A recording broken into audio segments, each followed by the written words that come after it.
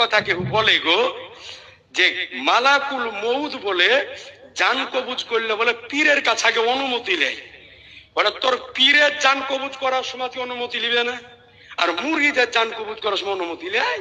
হ্যাঁ, কত বড় গাঁজা করি কথা গো। আজি জানে মোহতারাম বেরাদার। আর মানুষও বলে যে ঠিকই বলছে।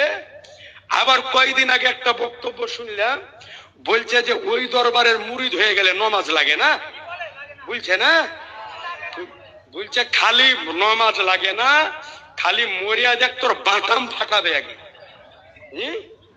নমাজ লাগে না। বলেন মুসলমান, পৃথিবীর বুকে আল্লাহর পরে পরে আমার নবীর চাইতে শ্রেষ্ঠ ব্যক্তি কেউ আছে? এই জোরে বলেন।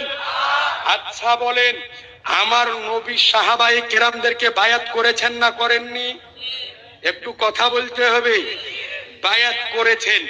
আচ্ছা বলেন তো, পৃথিবীর বুকে আপনারা অনেক ওয়াজ বক্তব্য শুনেন, শুনেন না ভাই? অনেক আলেম ওলামার বক্তব্য শুনেন।